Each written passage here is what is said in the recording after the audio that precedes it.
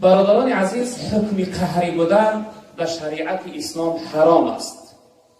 حکم قهری ایستادن و قهری بودن، چی به برادر نسبیت باشه یا چی به برادر اسلامی باشه، حکم قهری بودن در شریعت اسلام حرام است.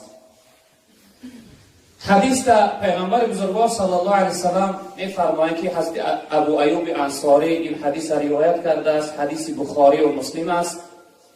پیغمبر بزرگوار فرمودند که لا یحل للمسلم ان یهجر اخاه فوق 3 لیال.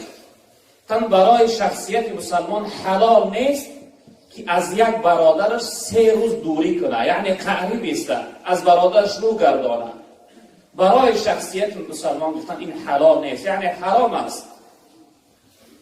یلتقیان فیعرض هذا و یعرض هذا و خیرهما الذی یبدأ بالسلام.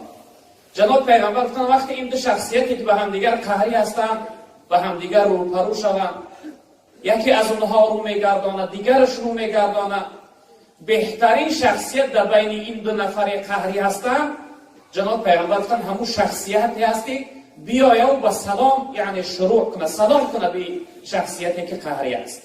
یعنی نبسته که اون دیگرش کی میآید به این آشتی میکنه و به این صحبت میکنه. جناب پیغمبر گفتن بهترین اینها همون شخصیتی هست که میآید و یکم سلام میکنه، یعنی یکم آشتی میکنه.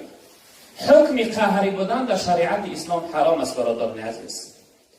در روایت دیگر که این حدیث هستی ابو هریره روایت کرده است، حدیث ابو داود و امام احمد است که حدیث صحیح است. پیغمبر بزرگوار گفتن لا یحل للمسلم ان یهجر اخاه فوق 3 فمن هجر فوق 3 فمات دخل النار. برای شخصیت مسلمان حلال نیست که از 3 روز با یک از 3 روز زیاد به یک برادرش قهری بیسته. هر شخصیتی که از 3 روز زیاد با برادرش قهری ایستاد، بعد از 3 روز اگر وفات کرد، مرد، بندگی کرد، این شخصیت داخل دوزخ میشه. جناب پیغمبر گفتن این انسان قهری، پیغمبر بزرگوار صلی الله علیه وسلم گفتن که داخل دوزخ میشه. در روایت دیگر هست که ابو هریره روایت کرده که هم حدیث ابو داود است، حدیث صحیح است.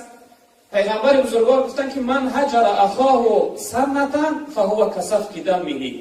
هر شخصیتی که به یک برادرش 1 سال قهری بیسته، جناب پیغمبر گفتن گناهی ای مثل همینه که گویا او برادرش کشته است، خونش ریزانده است.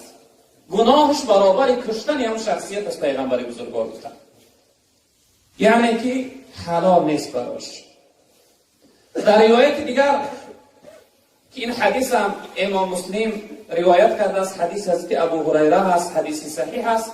جناب پیغمبر صلی الله علیه وسلم گفتند که هر روز دوشنبه و پنجشنبه خداوند درهای جنت گشاده میگرداند و تمام بنده هایش که با او شریک نآورد، یعنی مؤمن و مسلمان هستند، مشرک نشدند، گناهی تمام بنده هاش خداوند روز دوشنبه و پنجشنبه میبخشیده، مگر نمیبخشیده گناه شخصیتی که با یک برادرش قهری است. میگه این شخصیت بگذاره تا اینکه با برادرش صلح کنه، با برادرش آشتی کنه. یعنی که با یک برادر مسلمان قهری ایستادن، برادران عزیز بزرگوار، این حرام است، درست نیست.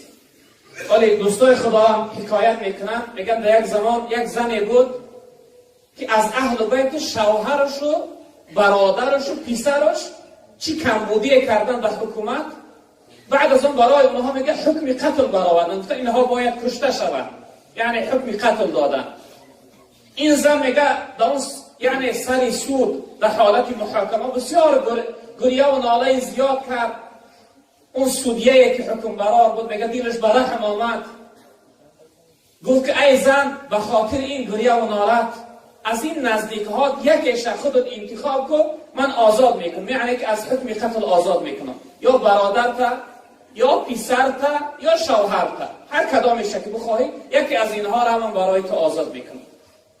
این شخصیت، این زن میگه بی یگان است و بی فکر در حال گفت که من برادر من انتخاب میکنم، یعنی شوهرشم پسرشم براش عزیزه، اما گفت که من برادر من انتخاب میکنم. اون حاکم فکر کرد، حکم کننده سودیه گفت که بچی خاطر که فرزند تنه، پسر عزیز است، جیگرگوشه هست، نور چشم است. برای چی فرزند انتخاب نکردی؟ برای چی شوهر انتخاب نکردی و برادر انتخاب کردی؟ این زن گفت که ای جناب قاضی، گفت من زن هستم، می توانم با شوهر کنم و فرزند بیاورم، اما فرزند پدر ما دیگه یافته نمی توانم. هر چیز یافته میشه برادر، از فرزند پدر پیدا کرده نمیشه. حضرت قبلگاهی ما خدا رحمت کنه یگانه یک پسر بودن، یک نفر بودن، اکا و دادر، اپا و خواهر نداشتن. در اون محله ما یک دو برادر بودن که بینشون دائم جنجال میشد، یعنی خفگی و ناهمدیگر فهمی بود. این سه مادر محترمه، مادر بزرگوار من حکایت میکنه، قبلگاهی میگفته که خداوند برای من یک برادر میداد که بعضی ناجوان مردا و نامردا را برادرگری نشان میدادند. یعنی بعضی انسان در حق برادر میسوزه. برادر عزیز، این عمر ارزش نداره که با برادر عزیز و یک یعنی فرزند پدر قهری استی. هر چیز پیدا کرده میتونه برادر عزیز، فرزند پدر پیدا کرده نمیشه. و این خاطر کسی قهری باشه، بعد از شنیدن این سخنهای پیغمبر بزرگوار و برادرهاتون آشتی کنه برادران عزیز بزرگوار.